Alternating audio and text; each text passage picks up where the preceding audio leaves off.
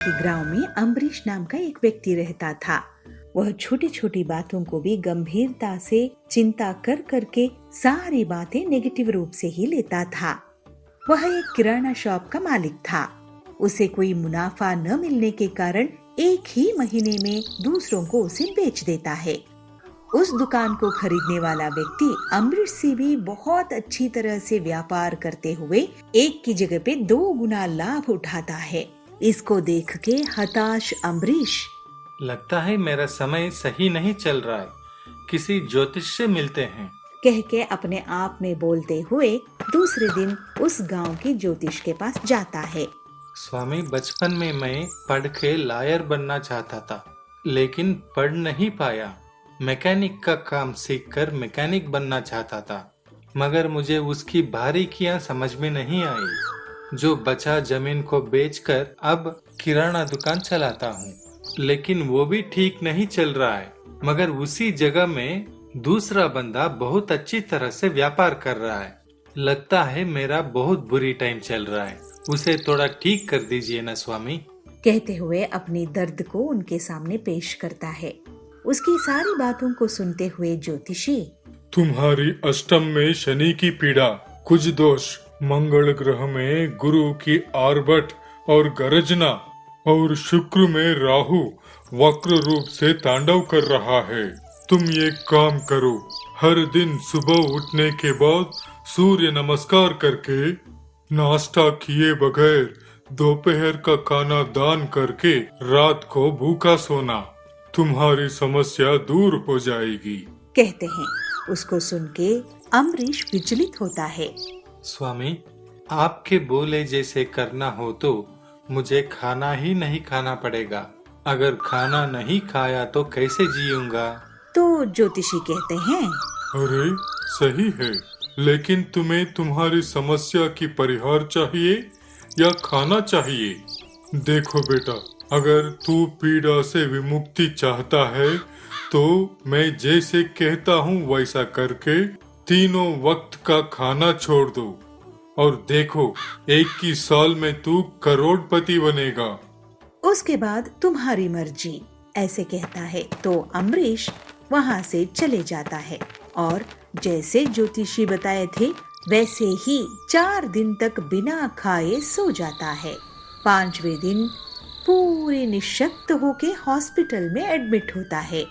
Glucose चढ़ाने के बाद जान बची तो लाखों पाए कहते हुए घर आता है। अब अम्बरीश के सामने 2 प्रश्न है। एक, जैसे ज्योतिषी कहते हैं वैसे खाना नाश्ता छोड़ के करोड़पति बनना। अगर वैसा करता है तो जीना मुश्किल हो जाएगा। और दूसरा, अच्छे से खा पी के काम करते हुए जीना। ऐसे करने से कम जिंदा तो रहेगा।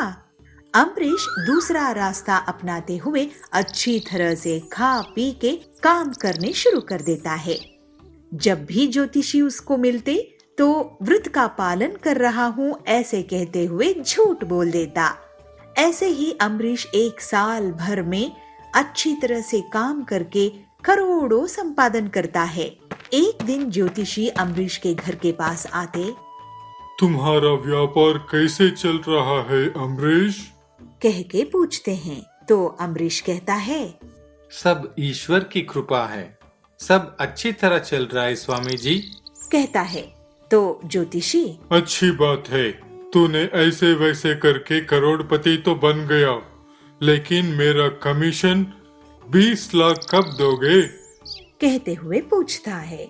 तो अम्बरीश को बहुत गुस्सा आता है। जी, मैंने मेहनत से कमाया है और उन पैसों में से तुम्हें क्यों 20 लाख दूं? कहते हुए गुस्से से पूछता है। तो ज्योतिषी कहता है, क्या तुमने मेहनत करके कमाए? मेरे बताया हुआ व्रत के पालन करने से मिला है ना तुम्हें ये पैसा? कह के पूछता है। तो अम्बरीश, तुम्हारा व्रत? कौन सा व्रत? 4 ही दिन में गायब हो गया। उसके बाद मैंने अच्छा खा पी कर मेहनत करके कमाया, समझा क्या? कहता है। तो ज्योतिषी, समझना मुझे नहीं है, तुम्हें समझना है अम्बरीश। नाच न जाने आंगन टेढ़ा, कहावत के जैसा गलत सलत चीजों में दिमाग खपाते हुए काम किए बिना बहाना बनाता था, इसीलिए खाना पीना बंद करवाया था। तुम्हें किसकी आवश्यकता है वो तुम ही ने चुना है। हमारे जिंदगी को खुद हम संवरना चाहिए अमरीश। पहलगांव नाम के एक शहर में वरुण और धरुण नाम के दो भाई थे। बड़ा भाई वरुण पैसों की लालच में डूबा रहता था। इस दुनिया में पैसे के अलावा कुछ नहीं है, यह उसकी सोच थी। पैसों के लिए वो किसी से भी निष्ठुरता मोल लेता था। मगर छोटा भाई धरुण पैसा ही सब कुछ नहीं है जिंदगी में। पैसे से बढ़कर रिश्ते नाते दोस्ती यह सब कुछ है, यह मानता था। कोई भी संकट में उसके पास पहुंचते तो अपने से जो बन पड़ता वो सहायता करके भेज देता था। वरुण अमीरी की जिंदगी गुजारते हुए बहुत अच्छे तरीके से अपने बिजनेस निभाते हुए पैसे कमाता था। मगर छोटा भाई धरुण बिजनेस की उतनी ज्ञान न होने के कारण कभी कभार लॉस में आ जाता था। एक बार अपने बिजनेस में लॉस होने के कारण धरुण अपने बड़े भाई वरुण के पास जाके, भाई ये एक बार हमारी मदद कर दे, आगे कभी भी हम पैसों के मामले में आपको तंग नहीं करेंगे, कहता है। तब वरुण कहता है, देखो भाई, तुम्हें तो पता है मुझे पैसा ही सब कुछ है। अगर तुम्हें पैसा दूंगा तो भी धोखा खाएगा और पैसा नहीं दूंगा तो भी धोखा खाएगा। इसलिए पैसा देकर धोखा खाने के बजाय दिए बगैर निष्ठुर होना ही मैं ठीक समझता हूँ।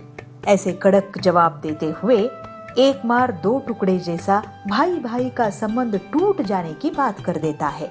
यह बात धरुण की दिल को छू जाती है। फिर भी सारी कड़वाहट सहते हुए अपनी जो बची कुची जायदाद थी उसको बेचकर कर्ज चुका के अपनी पत्नी के साथ एक छोटी सी कुटिया में जाके नई जिंदगी शुरू करता है।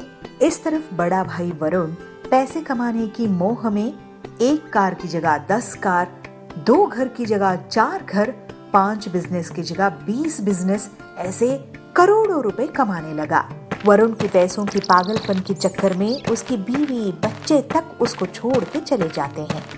कोई आए जाए इन सब की चिंता न करते हुए अकेले ही वरुण अपनी जिंदगी बिताना शुरू कर देता है। ऐसे ही सालों बीत गए। ऐसे ही पैसों को देखते देखते एक दिन वरुण के मन में यह आशा जगता है कि अपनी बीवी, बच्चे और भाई को देख ले। उनके लिए खोजता है मगर वो कोई इसे मिलते नहीं है। बहुत पैसा खर्च करके उन सबको ढूंढने की कोशिश भी करता है। वो सब कहाँ है इसकी भनक तक नहीं लगती। उन सब की याद वरुण को सताने लगती है। उसके पास कार है मगर उसके साथ बात नहीं कर सकता। इतनी बड़ी बंगला है मगर उसमें अकेले सोने नहीं हो पाता। भांति भांति पकवान है मगर बैठ के खाने वाला कोई नहीं है। बिजनेस है मगर इसके बाद उसको आगे बढ़ाने वाला बेटा नहीं है। इसी तरह वो मन ही मन मुरझाने लगता है। जिस अकेलेपन को वो प्यार करता था वही अकेलापन उसको खाने शुरू कर देता है। एक दिन सुबह वकील को बुला के अपनी सारी संपत्ति दान में देके चल जाता है। तब वकील, ये सब छोड़ के आप कहाँ जा रहे हो? सुकून को ढूंढते हुए जा रहा हूँ। मेरा भाई, मेरा पत्नी और मेरे बच्चे ही मेरे सुकून है, कहते हुए चला जाता है। इस धरती पे हम अकेले जिंदगी नहीं बिता सकते। मैं कहने वाली अकेलेपन से थकने तक चल सकते हैं।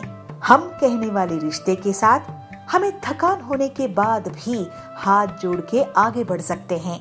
एक दूसरे को समझ के जीना ही जिंदगी है। रत्नागिरी नाम के एक छोटे शहर में जगदीश नाम का एक व्यक्ति रहता था। वह बहुत बातूनी था। कोई भी उसके साथ बात करे केवल 10 मिनट में उनके साथ दोस्ती बना लेता था। वह सदैव अपने शहर की चाय की दुकान के पास अपने अड्डा डालता था। उस शहर को कोई भी आए तो जगदीश, आप रामू काका का बेटा चंद्रा है ना? कहते हुए एक प्रश्न डालता था। इसके प्रश्न के उत्तर न देते हुए अगर वो व्यक्ति चाय पी के चला जाता है तो उसको सिर्फ चाय की खर्च उठानी पड़ती थी। गलती से अगर वो व्यक्ति, नहीं भाई, मेरे बापू का नाम हनुमान है और मैं परमेश, कह के उत्तर दे दिया तो लो भिन्न भिन्न भांति भांति के उसके साथ बात करते हुए अपने चाय की खर्च, अपने खाने की खर्च सब उसके ऊपर लाद देता। जगदीश पैदाइशी बातूनी था, तो किसी का भी मन अपनी बातों से मोह लेता, तो उसी के कारण किसी को भी देख ले तो उसको अच्छे से परख लेता। एक दिन एक ग्राम निवासी उस चाय की दुकान के पास इसको मिलता है।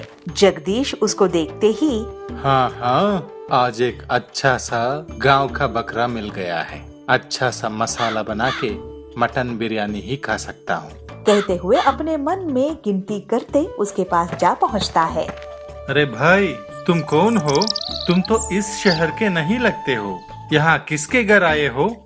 कहते हुए एक दाना डालता है। बेचारा गांव का सीधा साधा इंसान। हाँ भाई, मैं अगरतला से आया हूँ। पिछली बार इसी शहर के रंगन्ना मुझसे व्यवहार किया था। क्योंकि देर हो गई थी, रात को हमारे घर पे रुक के फिर सुबह निकल पड़े।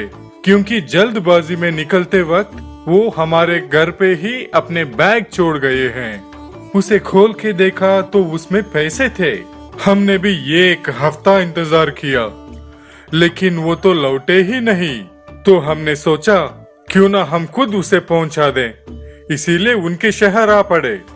जब वो ये कहता है तो जगदीश मन ही मन खुश होता है। अरे बाप रे, ये तो एक दिन की बिरयानी की कहानी नहीं है, जिंदगी भर तीनों वक्त बिरयानी खाने की बात है।